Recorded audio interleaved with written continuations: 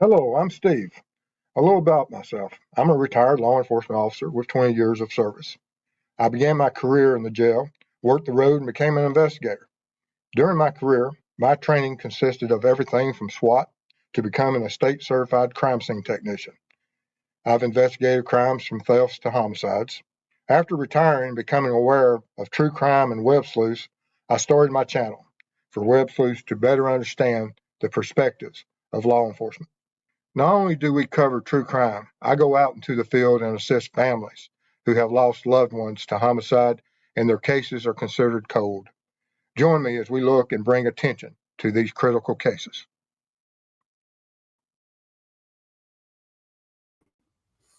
Hello, everyone. Glad y'all were able to join us tonight. I had a busy couple of weeks here, so glad to be back. Had some technical difficulties of being able to broadcast when I went out there, but we'll get into that after the show starts. But as always, if you're new to the channel, we want to thank y'all for being here. Tonight, we're going to be looking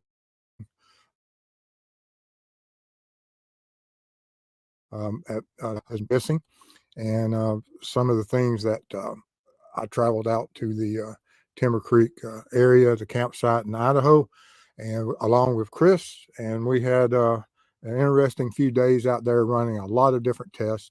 And tonight's show will be about getting everybody on the same page, familiar with the terrain and things. But if you have any questions, as we have the presentation tonight, make sure that you're respectful of families, mods, and each other. And regardless of what your theory of the cause of his disappearance, if you have persons of interest, suspects in that, let's not throw those names or initials out there. That is something that we'll be talking about in the future, but not tonight. But with that being said, is there anything that you need to address? I'm all good. All right. Well, we want to thank everybody for being here. And so we'll get into the presentation. And if you have any questions, to throw them in the chat. And this is Steve here, give them in order. And I'll answer them after the presentation. You ready? I am. All right. If you have any information about DeOrr, absolutely make sure that law enforcement has that information for the fact that we need to know. There's several different possibilities of, and there is also the possibility that he may have been abducted, and we always have to hope for that. In this case, for the fact that the alternative, if he's not abducted, then of course we have a different scenario with an extremely sad ending, although any ending in this case is not what we would expect optimum for a child. But anyway, if you have any information on this case, make sure law enforcement has that. And now with that being said, we'll get into traveling to the Timber Creek, which is part of a national forest. The elevation out there was 7,560 feet.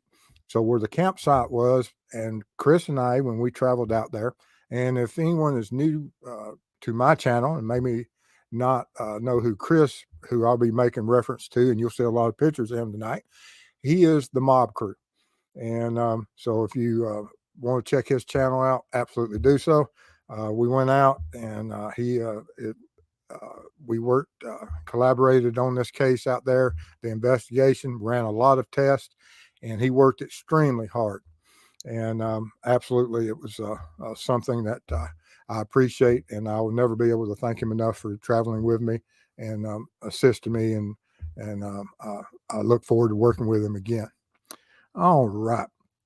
But this location, as you can see here on the Google Earth map here, of the Timber Creek Campground, which is located just outside of DeOrr, Idaho. Now, getting to this location, we have a lot of different videos. I have a dash cam that will be as we go into other shows, because the time that we spent there and the time getting there and the time on boots on the ground, so much information. We gather so much, and be able to present that in some type of orderly fashion is going to take several days and shows and things of that nature. So just bear with us as we organize everything. I just got back. The drive back, it's 2,000 and something plus miles, and so it was extremely long, hard day or two for me. And I think I got like 5 hours sleep and 5 hours, 36 hours from the time that we broke up camp to catching up on our final day at the camp, and then coming all the way back to Georgia from Idaho. So I had a long day and a half there, but it was well worth the information I gathered, and I want to thank everybody for supporting me and allowing us to do this. But once we went out to the campsite and we got it set up, and I want everyone to pay particular attention to the elevation of 7,560 feet, because when you look at this map and you're looking down on it, one of the surprising things that I did not know, and it was important for me to realize when I got there, the elevation changes of the roads. Looking at it from overhead, it just looks, it's two-dimensional, it's just flat. But as you'll see in some of the visual aids I'll have, that there's elevated road surfaces that go above the campsite ground flooring, which is located at 7560. But on each side of you have two roads that pass by the campgrounds. One of them is probably close to 100 feet above the camp floor. The other one's probably 30 to 40 feet above, and on each ridge side of each side of the campground. And when you look at this, you can't see that this is the pinch point of two ridges, mountain ranges ridges come together to a choke point that this creek has cut through. That where you see the reservoir is quite, large, but it chokes down to probably only 10 or 15 feet at the base of the creek width, and runs for a long distance of hundreds of feet before it gets down to where the campground area is, where the creek is still only 10 or 12 feet wide. But these two ridges are a pinch point, and this campground and this campsite is set back into where these two mountain ridges come together and creating this little choke point of this water flow through it. Looking at this, you would think it's all flat and things, but that is not what it was. And that was one of the surprising things, that for some of the theories as we move forward, it's important to understand that if people are fishing in the creek and baby DeOrr is following the creek up, he is not going to be able to get past anyone that's in that creek area for the fact it's extremely steep. The grade and incline on it is 40 degrees plus, and I have some visual aids, and some of the testing we did was that, and I climbed those ridges, and it was quite something that I have never missed. Back in our days when we had to look for missing persons and things and going through mountainous areas, although it's nothing compared to what this is. But I just wanted to make sure that everyone realized that these two ridges come together, choke down to just the creek channel, and so that you'll get a better understanding as we talk about other possibilities of DeOrr's disappearance. And on this visual aid, I laid out some of the areas so that either during our shows or future shows that you'll be able to look at this, and you'll see where these little pointers are pointing to, giving you different elevations that to go to. If you look at the creek crossing that's at the top center, there's a creek crossing going across the road that's about 1 to 2 feet deep, that you have to drive a vehicle across the creek bottom to get over to the other side of the creek. Once you get over the other side, there's an incline, go up alongside the ridge, and it takes you to the campsite that's on the left side, which would be the west side of the creek, with the top of the picture being due north. On the east side of the creek, where the elevated road is 80 to 100 feet above the camp floor, that for that road that goes past the campground and it's probably about 100 yards away on each side of you is where these two roads are. And it's important to note for the fact that people mention that people talk about that there were people at the reservoir. You wouldn't know, and you can't hear anyone at the reservoir from this campsite, but you can hear people every day that Chris and I were there. We could hear people driving the road, some of them at daybreak on four-wheelers. They were on the road going to the either hunting, scouting, fishing, have no idea what they were doing. But there were several people up there, and you could hear them traveling the road even above the creek sound. And because the creek is around 50 decibels, 40 something to 50 something decibels at any one time. And that's important to note also as we go and we look at other theories. And that was some of the information that we wanted to have, is that what noise level is this campsite at? And it was, you know, I sleep with a ceiling fan on, so it was pretty much almost what a ceiling fan normal sound to me was. So even at night when I was sleeping, it wasn't something that disturbed me. But when you got close to the creek itself, and where it was down there, and you're in that little pinch, and you're off in the near the creek floor, it goes up around 60 to 70 decibels, and which is pretty close to the human voice. And so you have to elevate, and when you're talking to someone as you get nearer the creek. But from this here, like I said, it has a lot of information in this one visual. It tells you the width of the creek and the areas that we saw and we went to. The running water part of it is generally only 8 to 12 feet across, 1 to 2 feet deep, and a lot of little brush piles, timber that's fallen in, and some of the timber is extremely aged. Some I didn't see anything that was new that was in the creek. Everything I saw was pretty much aged out and has been in the creek for quite a bit. And that's something that some of the testing that we did, that it should be noted that this rocky creek bottom, along with all these fingers of these fallen trees and log jams, were catch points. And we did some testing with a flotation throw cushion so that we could see how far something, if it fell in the creek, how far it would be pushed downstream. And Chris made some video of that. Of course, I'll let him show that in one of his shows, and which was very informative. I have some pictures of it, but he was running his phone camera and caught some interesting of the flow of the creek as it pushed that throw cushion downstream to each of these catch points.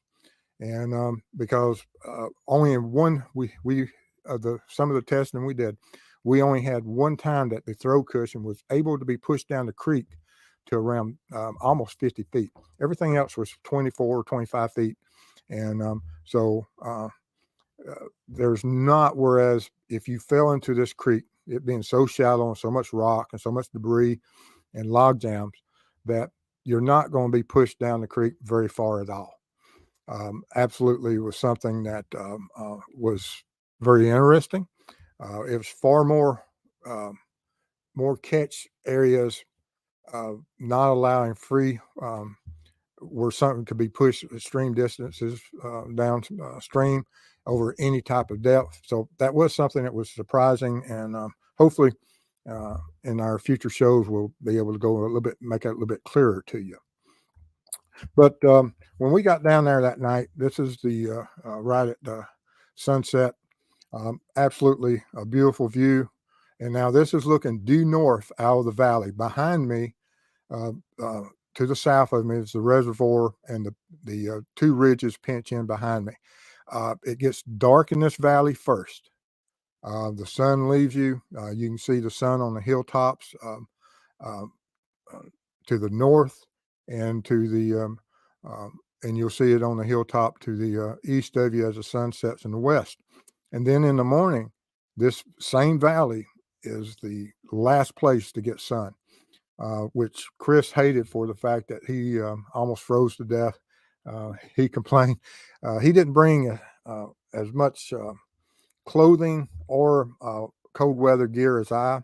Um, I had some great uh, people helping me and suggesting certain types of winter wear to be prepared. And I was prepared. And Chris actually wore a coat of mine a time or two during some of the morning hours. Once the sun came up and got into the valley, everything was fine. Here's Chris on our first morning. He's wearing everything he had with him, plus my winter coat. And he's building a fire. And but Bless him. yes, bless him. Poor fella. This is the campsite. Um, Most any vehicle can get to this campsite. Um, I took this soccer mom vehicle, I guess is what you would call. It's a van, and was able to get up there, and it worked fine. And Chris has a pretty good fire going in this picture, and he was able to warm up relatively quick. This is a little bit later, just of the campsite.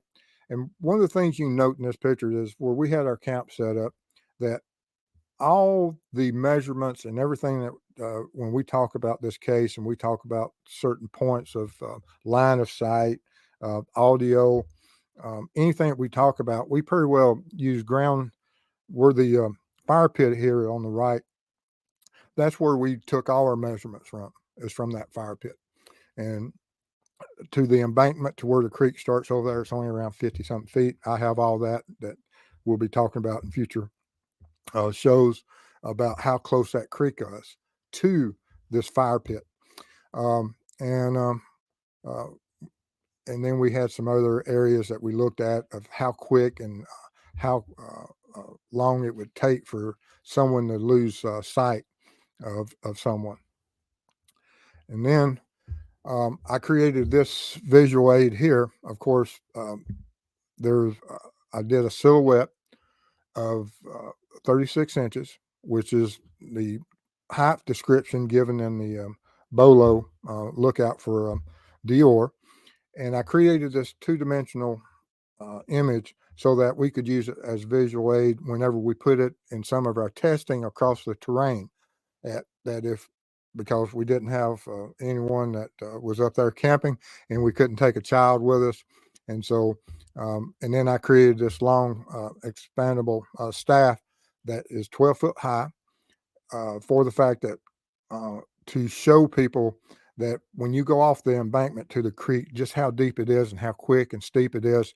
And it gives you almost like what surveyors would do, so that you would be able to get a visual reference of the fall of the land in certain areas.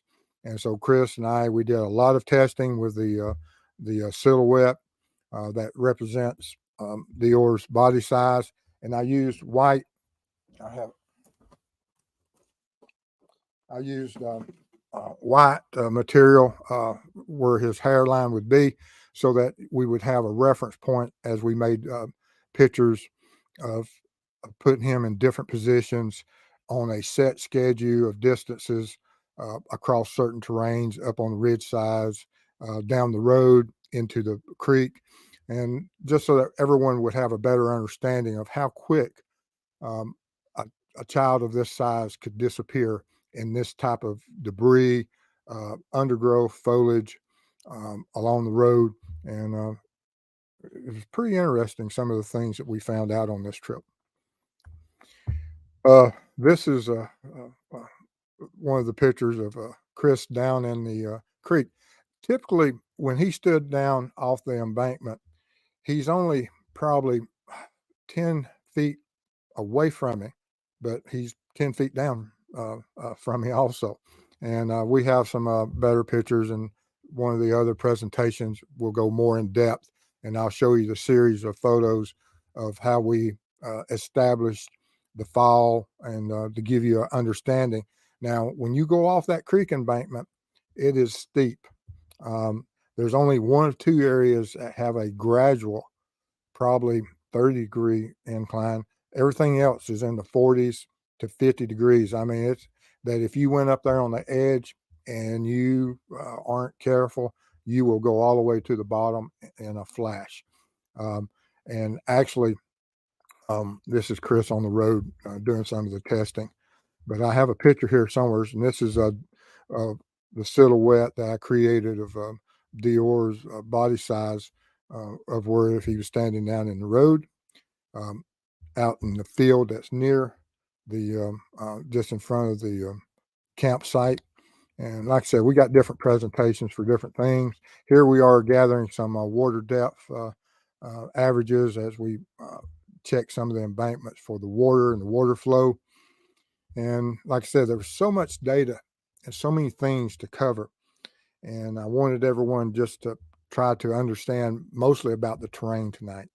And as we move forward, and Chris has some shows, and I think Chris and I are getting together Monday to talk about some of the things that we discussed there at the site, and some of the testing and some of the finds. Here's Chris, as you can see, setting on the embankment. And this is pretty steep because you really don't have much of a footing. And so as we were doing some of the water tests and flow rates of the creek and using this cushion to see how far and how deep and what catches and natural flow of the creek and where it would push an item flowing downstream, right, left, center, how far could it go, when would it get caught? And sometimes it would get caught just on rocks. Sometimes it would get caught in the log jams and branches because this creek is extremely cluttered. Here it is going a little short. And some of these little rocks and drop offs, and some of these boulders are pretty big because, like I said, this throw cushion, you see how big it is. And so you can see what size some of those rocks are that's in this creek. And the creek is only probably about, at this location, probably only about 10 to 12 feet across, because wherever the cushion went, we used that extendable pole that I took with us to gather and pick it up. You can see here, Chris just reaching across and picking up the throw cushion. And then we'd move to another location and repeat the process, trying to see how far it would be pushed downstream and where would it go. And found it extremely interesting. And these are this is one of the log jams. And this, I don't know if you could go, there's a log jam at least every 100 feet. And some of them are this extensive, some of them's not. But this is one of the larger ones that's right there at the camp. So that if DeOrr was to the south, and as this creek is flowing, and it is that the creek is flowing north off this mountainside, that it's he wouldn't go past this point if he's between the reservoir and the campsite. It would be impossible for him to be pushed through this by any type of water flow. And we also went there, and we went, and of course, there is the part of the family talking about that go get DeOrr for the fact that we have minnows. And can you find minnows in this creek? Yes. And as you can see in this image, that's what we did. I went up there and took a picture of a minnow in the creek, and it's just not this one minnow. There's plenty of them up there, and but I wanted to make sure that we look for them, found them, to see if that part of the story is true, that there are minnows there, and is that something that family did see. Then, like I said, this is Chris doing some of the testing, going to the east of our camp, and just above Chris, up there about 60 to 80 feet above where Chris is standing now, is that road that goes to the reservoir. And from certain points along that road, you can see the campsite, and you can see the road from the camp itself. At certain points, you'd see tail lights. You'd hear cars driving on the rock surface. You could hear the mufflers, sound of the motor as they accelerated. It's like I said, we heard this numerous times during our stay, and I was pretty well surprised by the number of people and the activity there that did occur. Is this something that would lead anyone to say that, oh, there's people at the reservoir? Yes, I believe so. For the fact that both those roads go either dead end at the reservoir or they pass by the reservoir. And then this is up there from the road itself right there and looking across the valley. It's one of the high points. And I did this due to my some of my training in law enforcement, that whenever you want to see for long distances, you find those areas of overwatch areas where you could go and see a large quantity of landscape, such as with snipers or otherwise, and or just trying to gather information about an area. You go those high points and you look across, and this flat that you see down at the bottom, that's just right in front of the campground. That on the left side is where our campsite would be. It's just out of view. And this whole camp bottom down here where you see that undergrowth, it's only a couple feet high and it's pretty flat. It's fallen a little bit to the north, natural terrain. It takes about 100 yards. And one of our future presentations, you'll see at somewhere around 100 yards away from the campsite, a individual of DeOrr's size, that from his perspective, he would not be able to see the camp, and you would not be able to see DeOrr from the camp, that he would go over the crest, and this would be over to the right-hand side, that there's right after this point, it drops off.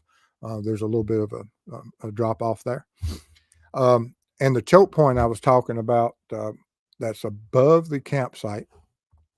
And this is from these right here is that I'm looking away from the campsite towards the reservoir to that choke point of where the two ridges come together on the right-hand side.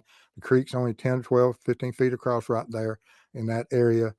And you have this choke point that if anyone's in this area fishing or in this area at all, DeOrr would either have to go up the ridge or he would have to walk alongside the creek. And if you're in that area, he wouldn't be able to do that without being seen. And from that area, looking back towards the camp, you can see that you can still see the camp. And this is around 500 and something feet away. And this is the ridge that's going up to the road on the left that has where the 80 to 100 foot road on your on the side is. It's 41.83 degrees. It's about 120 baby steps for me to get up that hill, taking little short steps for this incline on this grade. It's a very difficult climb. The surface is gravelly. It's not real firm. And it's a dangerous climb going up this little trail. And then, and here it is laid out that I draw the arrow of where you can see the camp and you can see where that incline is. And it's 558 feet plus or minus, just depends. I didn't take a measuring tape. I walked it off from that location to the camp and came out around 558 feet. But then I went up halfway up and took a picture. Luckily, I didn't fall while I was having my camera, but it was difficult. And you had to be very mindful of as you climb these areas for the fact, like I said, if you fail, you're in a bad predicament and a lot of bad things can happen on these steep areas.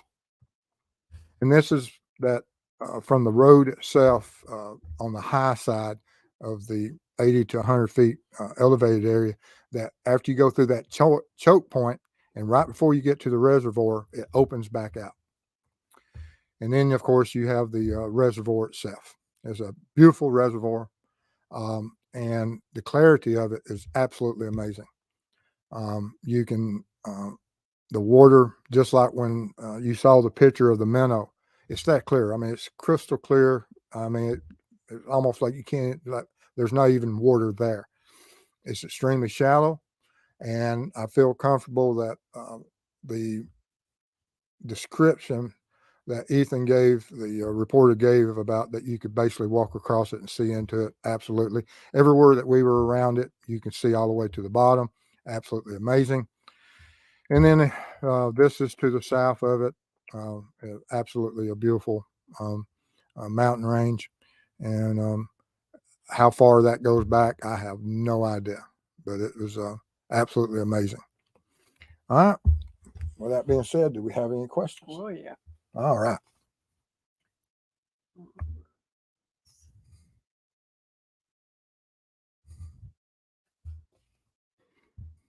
All right. And the first thing that popped up was weird. It says Misty Scott is a new member, and I think she's been a member for months.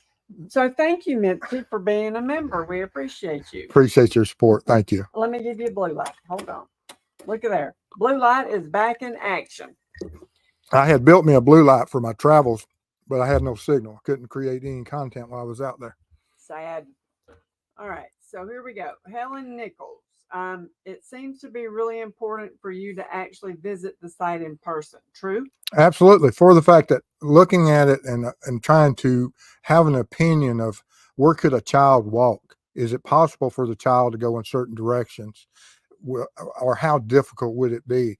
And because we're talking about a narrow window of opportunity and the importance of these inclines and this hostile environment is understanding that we have a child that is reportedly only gone for about 10 minutes from the time that mom and dad are starting looking for the child. And so if we have a better understanding of which directions, that if the child can only go 100 yards east or west and then has to go up a 40-degree incline, how far can a child go up that incline in that limited time period? And so it's just looking at from Google Earth and not having the topography understanding of how steep those inclines are and those natural obstructions. And also understanding that what is the water threat of and where could he encounter and possibly um, drowned or other area or certain threats such as that. But due to the water depth and all the catch areas and the rocky bottom, that put it in a whole new light for me that I wouldn't have known, wouldn't have understood until I went there. And because, like I say, looking at it from Google Earth, it's two-dimensional and you don't get that understanding. But boots on the ground does give you a very good perspective of it. And that's how come I created this, trying to get everyone on that as we move forward with our future presentations, you'll have a basic understanding. Because, like I said, for me just to say it and you not have some visual aids to assist you, you may not be on the same page as I.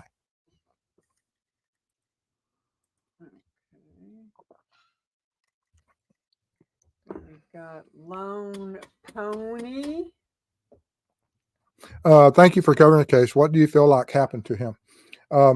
When I went up there, we were looking at what threats, such as water threats from the creek to predators to the threat of him being in the reservoir.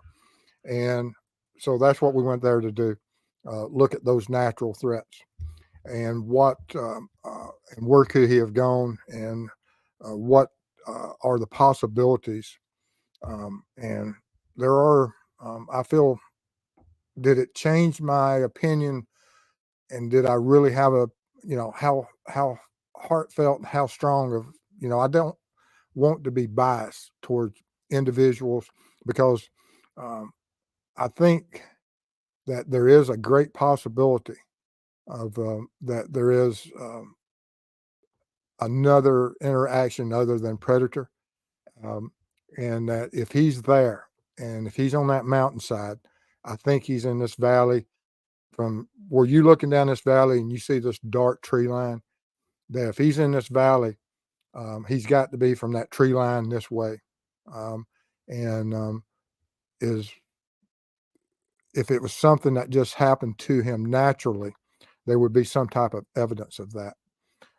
Now, I don't know if there's old mines or anything that he could have fallen into, because we did find a lot of some of the earth is extremely soft up there, and you can dig. I dug a hole out where there was some type of critter that had had an entry hole, and I wanted to see what if there was any type of bone or anything that might have been drug in there, clothing articles.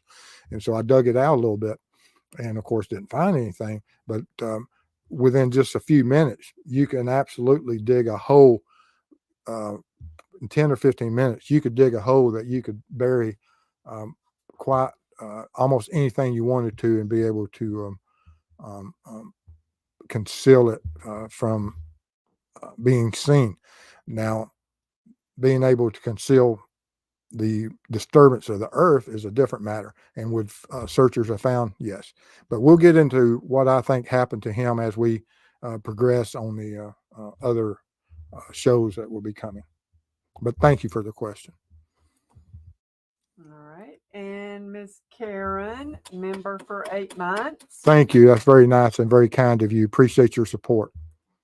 All right. Now jump back up here. And Miss said, so like an overlook. That was on the first and second slide that you were talking about, or that she asked about. When you were talking about that elevated road. Yes. Some of this area, like I said, this is from up on the road right before you get to the camp. That if you are north of the camp as you come up towards the reservoir, that these are places that out through the trees you can look and see. Like I say, it's absolutely beautiful country, absolutely amazing. Okay. And where the wind blows, is it the same after 6 years? It's a national park. There's been no fires. All the trees, I didn't see any stumps, didn't see any grade work. Haven't seen anything. Everything I've looked at on Google Earth and the historical things, it appears to be the same.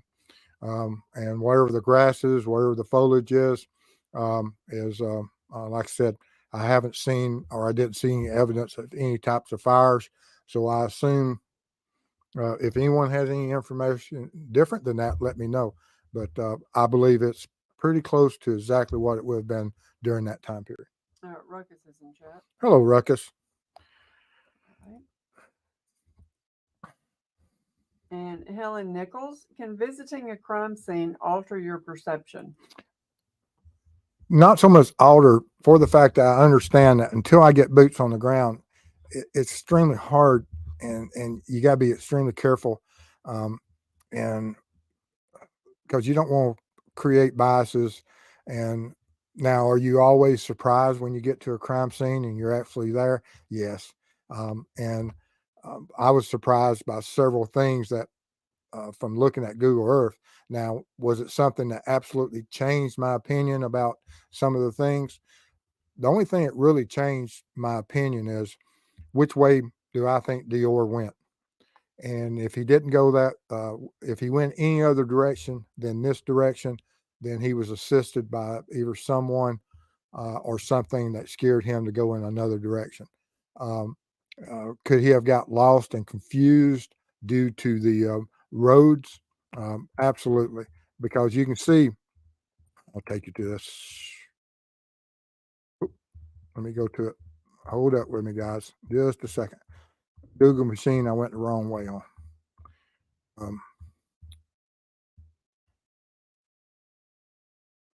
Let me find the map. Slow down, find the map. Map.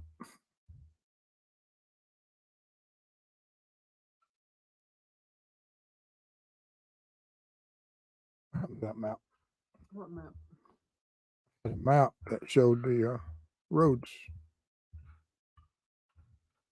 I know it.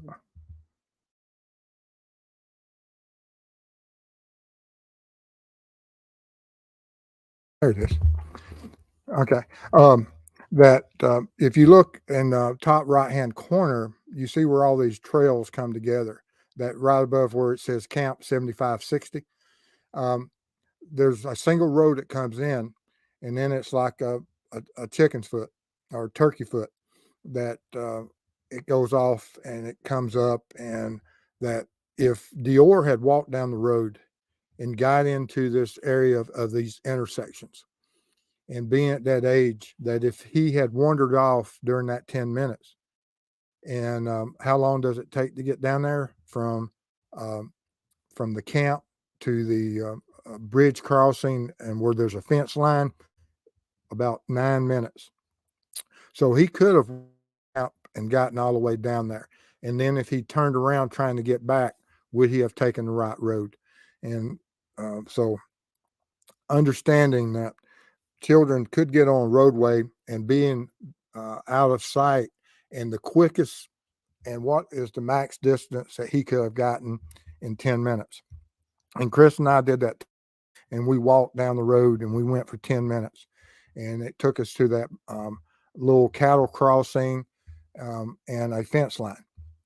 And so at that point, if he had gotten that way and turned around, could the parents have called up to him? Absolutely. Could a parent in a vehicle driving along the road called up to him if he was on the road? Absolutely. And that if he's going down this road, and this is one of the biggest points I want everyone to understand, that this road, you're in the bottom, this creek and these roads, you're in the bottom of of between two ridges, two mountain ridges, that on the right and left of you, that that if you look down this valley, you see from the left, it comes down from slope from left to right, and on the right, it comes down slope from right to left, that everything's funneled down this valley. If he's in that valley, and and the searcher showed up, and he was upright, walking, talking, and natural going down, if he went down that road, I believe he would have been found. But altering perception of which way I believe, that's about the only thing that really changed, is of which way I think is a natural way that a child would walk without being forced up climbing a hill. But I have to understand a little bit about DeOrr. Did he like to climb? Blue light special for Mitzi, who donated a membership. Thank you so much. Appreciate your support. All right. And from Miss did visiting there, did you get to do a lot of testing while you were there? Yes. Look to my kitchen table. Yes, we did all kind of testing. We did everything from line of sight, audio, visual aids, grade, incline testing, going out to different areas and screaming, and getting the decibel levels from different areas, and how much of the creek drowned out. We had a generator that ran around, it ran 85 decibels. At the side of the generator is 85 decibels. When in that, you go 45 feet over to the fire pit from the generator, and it's at 50 decibels. It's almost at the same sound as what the creek is. And when you get to the creek, you can't hear the generator. When you're at the generator, you can't hear the creek, and they just wash each other out. And I'm talking about 45, 50 feet either side of this pit. And so understanding and trying to do all these tests so that if you were yelling for someone, if he was on the creek, he wouldn't have heard. Because we did, I was able to yell at, let's see, I have that written down somewhere on my notes. I was able to reach 110 plus decibels, 120. Chris, same, anywhere from 108 to 115 decibels screaming, and then from different areas in this valley. And it's quite interesting on some of the testing.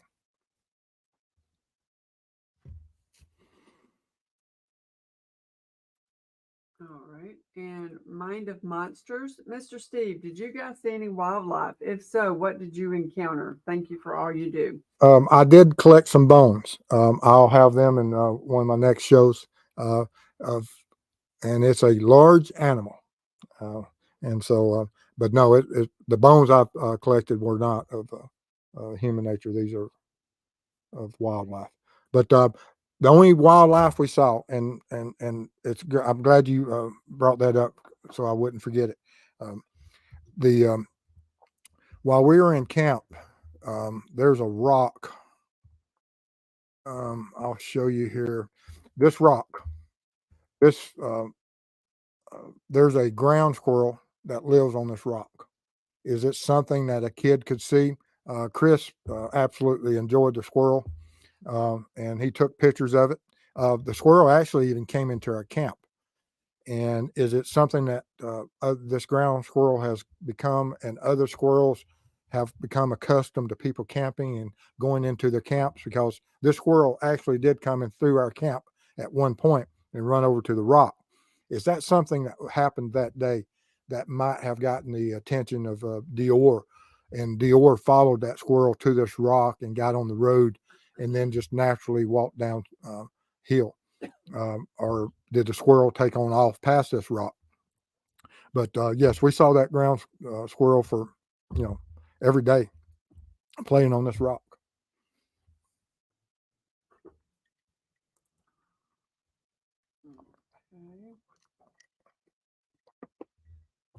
Okay. All right, and from Molly, at True Crime Web, how thick is the vegetation going down from the elevated road to either the camp or the reservoir? Could someone hide in the trees, brush, and sneak down without being seen? If you come up the creek, you can go all the way up to the camp within 50 feet of it and never be seen if you stayed in the creek bottom. Anywhere else, this stuff here is only comes up just above, somewhere mid thigh between my knee and my belt, and it's extremely open. And as you can see here, with this silhouette of DeOrr and this one, and we'll have some others that you'll be able to look at uh, as this this image here is probably 75 to 100 yards away, and DeOrr is going up the hillside. Or this silhouette of what DeOrr would look like if he went up that hillside, or if someone's coming down that hillside. That if you're behind the trees and making use of the natural foliage to conceal your identity, yes, you could, but you would not be able to conceal from all angles if people were spread out, such as they were upstream. But just from one angle, you can get behind one of these trees and walk almost up to the campsite within 100 feet of it, and no one would see you from the camp itself. But people fishing from other side, upstream or downstream, would be able to see you. So it's very sparse, but we'll have some better images in our future shows. And from where the wind blows, is it clear water, just like the reservoir water? Yes.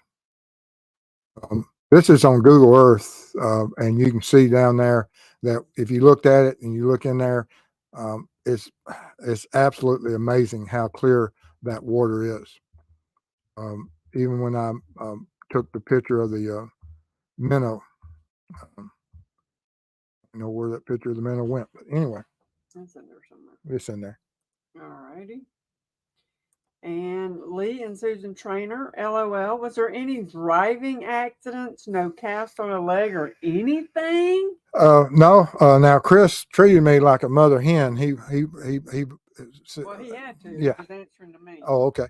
But he get down hill of me and say, "Are you okay coming down?" And but I was more worried about him, and I have pictures of him sitting on his butt, sliding down the hills, down the embankments. But it's extremely steep, and like I said, we're very fortunate that we didn't twist an ankle or anything, because it is hazardous up there.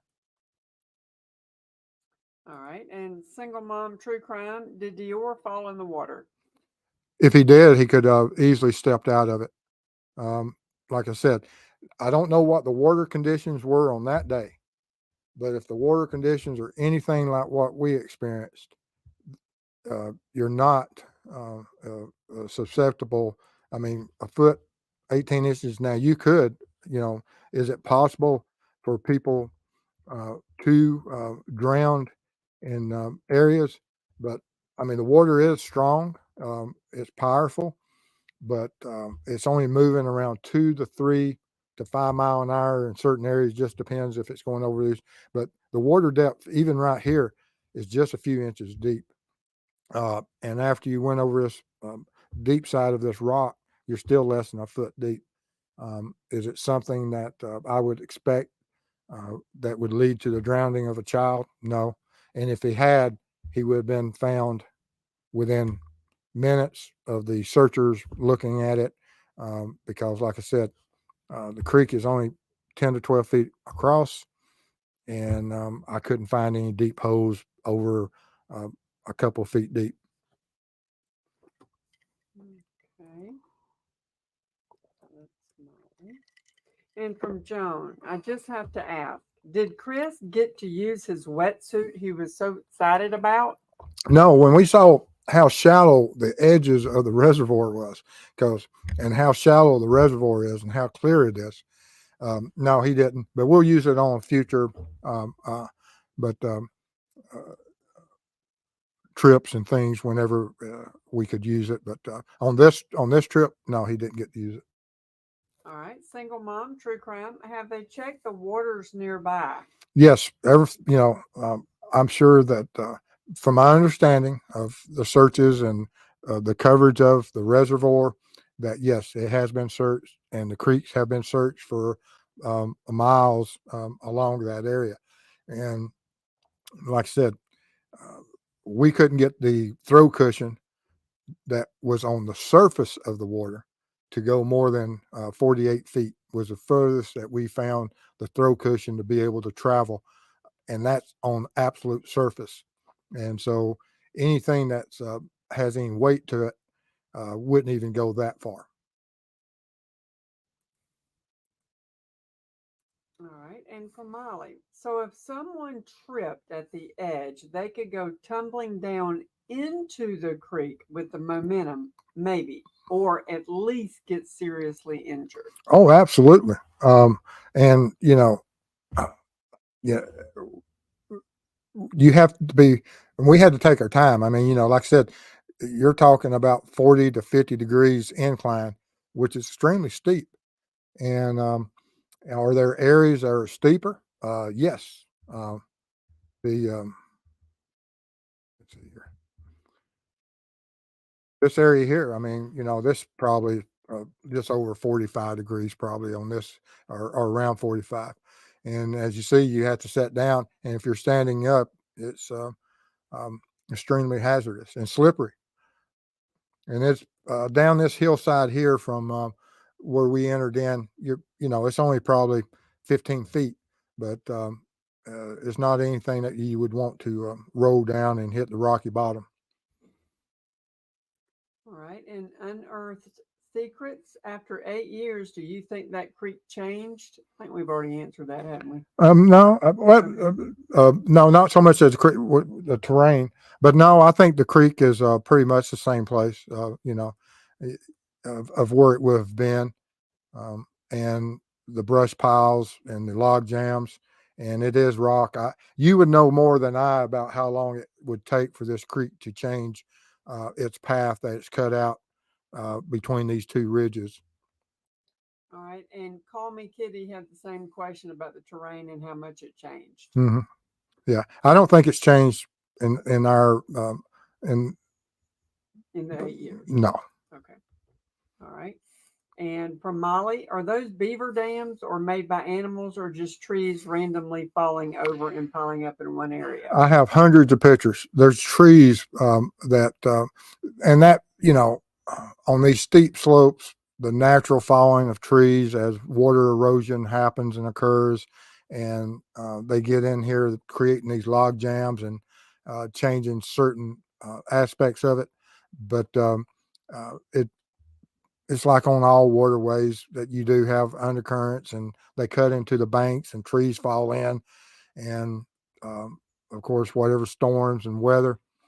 There's a lot of things that create this, but mostly just random tree falling because it's a national forest, and so you can't go in there and do any type of development or cut trees down or any of that other than what forestry does for maintenance. Okay. And from Molly, did you hear people out hunting? I think Anna Lizette said it's hunting season now in Idaho. Not sure what type, bow gun, birds, other animals. There were no gun allowed or hunting signs up. But now I don't know if that's for just people camping or if there's certain regulations. We didn't have any idea about the hunters and things. Do I think people were up there hunting? Probably so. Like I said, we had people coming in at sunrise and going up the roads, and they were going somewhere, and they weren't at the campsites that we were at. So were they going out and just doing some recon, getting ready for season, or were they actually hunting? I have no idea. Chris did find a arrow on the hillside, though. Okay, hold on. I gotta catch up. All right. I'm way behind. Okay.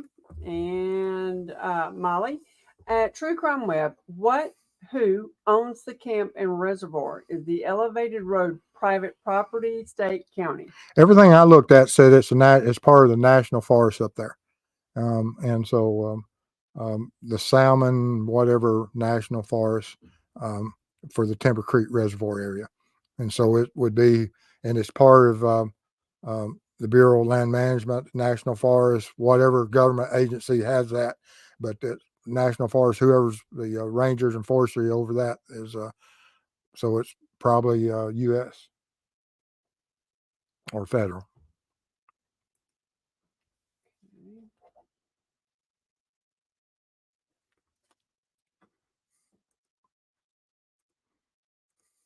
And from Lisa, did you take a drone, Mr. Steve?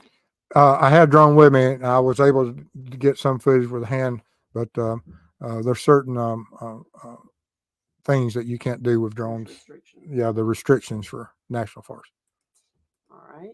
And CJK, any new info on what you think may have happened? Still looking at that. And I've got Chris and I discussed that, and we'll probably discuss that in depth on Monday. Okay. And from Marge, how far did the parent live to where this campsite was? I think it was Cedar Rapids or somewhere in that area, and it was an hour or so away. It's a long drive. It's a lot further than I thought it was going to be. And then when you get to the road to get up to camp, it took us, and I have the whole dash cam video from the time that you leave pavement or the store and you drive from the store up to the campsite. I think it took me 40 minutes and 40 minutes and 51 seconds to drive from the store in the van to that campsite. And Anna, at True Crime Web, do you think DeOrr could have pulled himself up over debris, etc., to get to the reservoir? No, and I really don't. And I put a lot about this that everyone said that they were upstream from my understanding. I may be absolutely dead wrong on that, but from my understanding, everybody was upstream and DeOrr went back towards camp. And for him to get back up, and if they're fishing or they're in that low area of where the creek flow is, I do not see DeOrr going up that to the reservoir past them on that steep hillside, because when you're there, you are looking. I mean, um, even if he's 50 feet from you, he's only 10 feet or 20 feet to one side of you, but he's just right above your head. And so I don't see any way that he would have went up that reservoir by foot unless escorted by someone or that was with him. But no, I don't see that happening. All right. And from this, thanks to you guys actually going on site to give us this information. Long trip. It was extremely long trip. I'm still recovering from it, but I appreciate y'all's assistance and thank you for that. All right. And from Ruckus, Steve, did you or anyone with you have a cell signal there? If so, where? My phone was on SOS. Um, you pinged me and everything else, and I was somewhere in a national You forest. were in the national forest. I knew you made it because it told me you were in a national forest. Now, Chris has a different company, and he Right. had Verizon, and he has. I think at some points he had two bars. I never had anything, even my hotspot, um, and I wasn't able to get out anything, and I was so disappointed. But Chris was able to have two, and I was having to use his phone to talk to Mrs. Steve and text Did Chris message. have a show? He didn't have a show, did he? No, he thought about it, but he didn't Okay. that I know of. All right. And CJK, how many deep, narrow ravines are within 2 miles? Did anyone local meet with you to discuss? No, uh, the narrow ravines. Let me.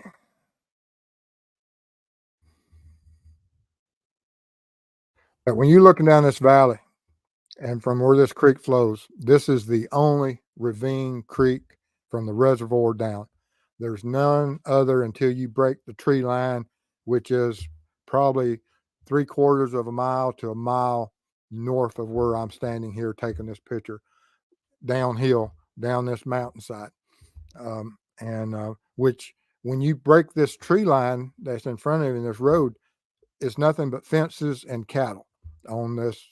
I think that's BLM properties from my understanding. Not sure, but that's what my understanding of it is. Um, and we saw people out there herding cattle on motorcycles, herding cattle on horseback, and so and it's extremely open. I mean, once you break this tree line, which is only about a mile or so um, in this direction, it just totally opens up. And so, if DeOrr's there, he's in that tree line. If he's there, All right. but no, I didn't get to meet with any locals. We were testing, and when we got to town in Lador, um, went to the store. Gas pumps were on, but the door was locked, and so you had to pay by electronic or credit card through the gas pump only. All right. And unearthed secrets. Would he have responded to searchers or would he have hidden? You know, human nature and children. Every child's different, and are they fearful or are they scared that they're going to get in trouble? That would have to be answered by the parents. They know their child. What stranger danger did they tell him? Was he possibly, if he had went off on his own, um, would he have been feared of being reprimanded or spanked? There's that possibility. But I have no idea to look into the mind of a 2.5-year-old without understanding and talk to the parents. But that is a great question uh, to ask of the parents. That is. Okay. And Courtney, do y'all have a metal detector to see if there's anything they could have buried, like a weapon, zippers on clothes? We do have a metal detector. I didn't use it on this one. I went and learned a little bit about the terrain and stuff. But um, I don't know of what materials would be around these campsites. We saw trash. I picked up metal stakes um, that were around the campsite. There's all type of metal debris, and any of these campsites, that's the way it would be. And you would just looking in that area, it'd just be a constant. Yeah, yeah. All right. And Mind of Monsters, is there caves in the area? There's a huge rock slide to the. If looking at this picture over to the right, there's a huge rock slide. It's you know probably 100, 200 feet up the hillside, and probably quarter to a half mile long, if not long. You can go on Google Earth and look at it, and it's huge and it's steep. And I had looked at it before on Google Earth, but I did not know how steep it was. And it's absolutely.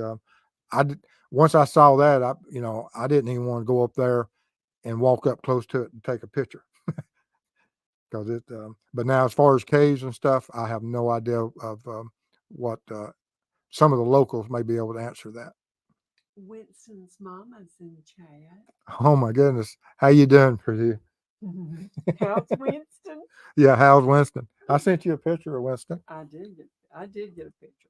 All right, and from Miss Gail at True Crime Web, have they used dogs in the search? My understanding is yes. They've went from everything from dogs that tracked straight to the reservoir, and that's something I need to get in touch with people that were there early on in the investigation of what track did those dogs go. Did they go up the ravine? Did they go up one of the roads? Did they go along one of the hillsides? Um, and um, uh, and that's one of the next questions that I will be trying to get answered.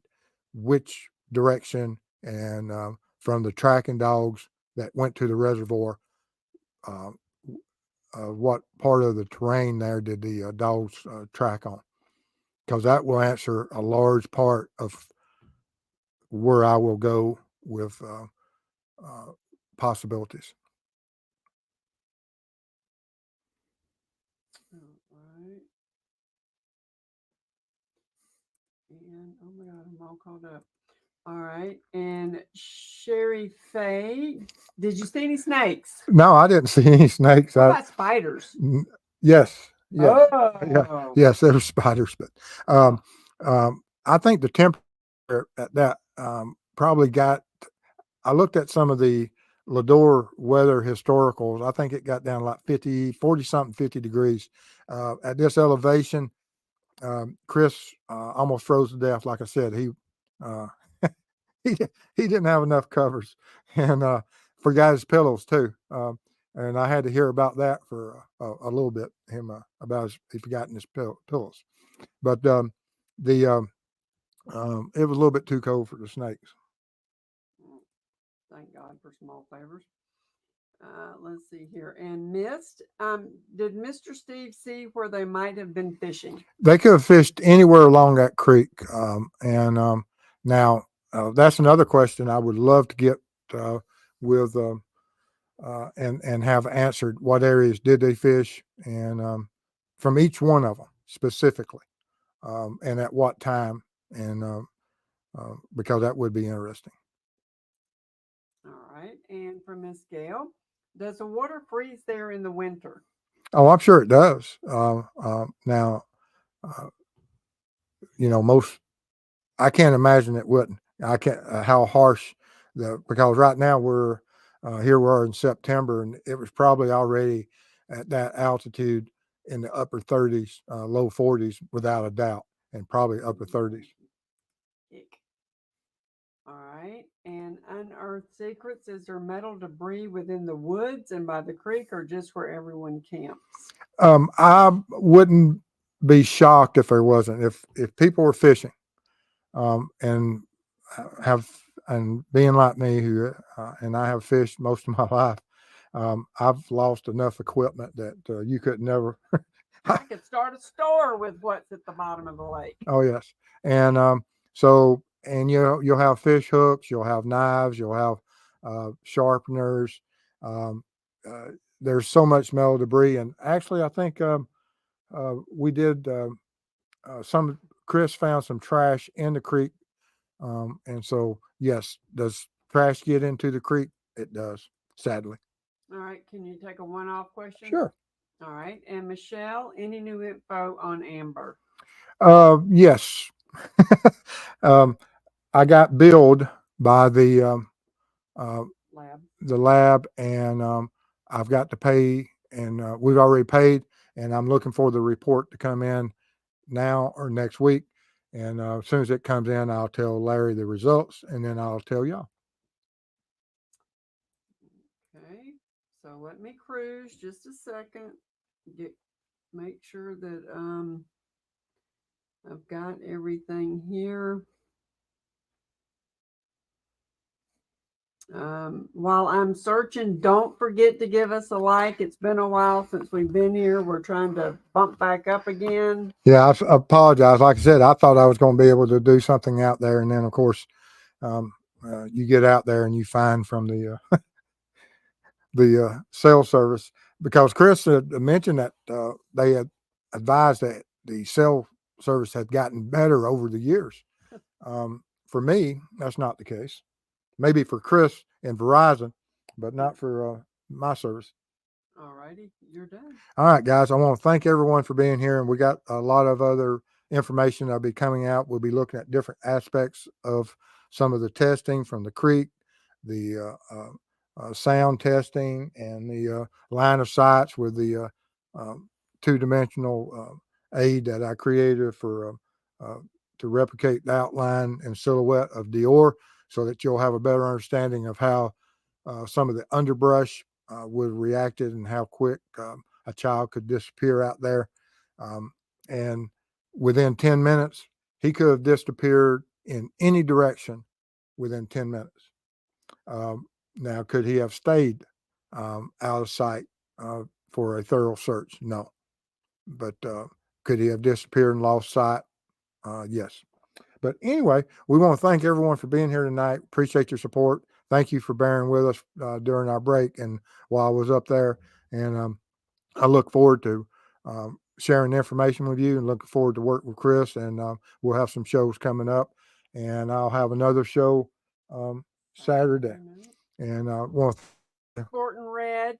Yes, she's got a bulldog game coming up. But we want to thank everybody, and we'll see y'all soon. Y'all stay safe out there. Take care. Love y'all. Thank you, mods. You leaving that picture? Yes. Okay.